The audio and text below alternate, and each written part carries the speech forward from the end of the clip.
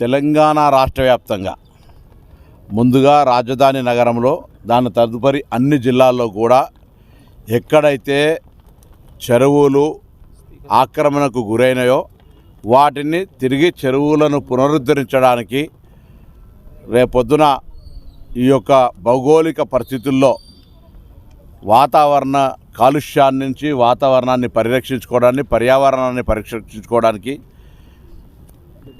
గతంలో ఉన్నటువంటి చెరువులకు ప్రభుత్వ లెక్కలకు రికార్డులకు అనుగుణంగానే కార్యక్రమాలు జరుగుతున్నాయి. మరొక్కసారి తెలంగాణ రాష్ట్ర వ్యాప్తంగా ఈ చెరువులు పరిరక్షించాలనుకునేటువంటి స్వచ్ఛంద సంస్థలకు లేదా గతంలో ఇక్కడ చెరువు ఉండి అని తెలిసినటువంటి వాళ్ళు ఎవరైనా సరే గౌరవ అధికారుల దృష్టికి పోలీసులు కానీ రెవెన్యూ కానీ లేదా ప్రజాప్రతినిధుల దృష్టికి పాత్రికేయుల దృష్టికి తెచ్చి వాటిని పరిరక్షించుకునేటువంటి బాధ్యత అక్కడి స్థానికులకే. ప్రభుత్వం ఎవరి మీద రాజకీయపరమైనటువంటి కక్ష సాధింపు కానీ ఉద్దేశాలు కానీ లేవు.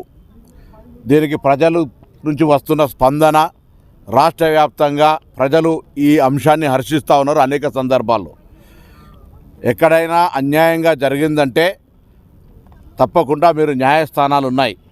కానీ ఈరోజు జరుగుతున్నటువంటి చెరువుల ఆక్రమణలకు సంబంధించిన అంశం పట్ల ఈ ప్రభుత్వం సీరియస్గా ఉందని, ఇది ఒకప్పుడు హైదరాబాద్ మంచి చెరువుల నగరంగా ఉన్నటువంటి చెరువుల యొక్క లేక్ సిటీగా ఉన్నటువంటి హైదరాబాద్ నగరాన్ని పరిరక్షించుకోవడానికి చెరువుల పరిరక్షకులందరూ కూడా ఇంకెక్కడెక్కడైతే ఆక్రమణలు గురైనాయో వాటి ఆధారాలు, వాటి ఆనవాళ్ళు, వాటి చరిత్రకు సంబంధించిన అంతా కూడా తీసుకొచ్చి సంబంధిత అధికారులకు ఇవ్వాలని కోరుతాను. ఇదే విధంగా 33 జిల్లాల్లో కూడా ఎక్కడైనా అది గ్రామం కావచ్చు, పట్టణం కావచ్చు, మండలం కావచ్చు, మున్సిపాలిటీ కావచ్చు, చెరువులకు సంబంధించి లేదా ప్రభుత్వ స్థలాల్లో అక్రమాలు కావచ్చు, ప్రభుత్వ అనుమతులు లేకుండా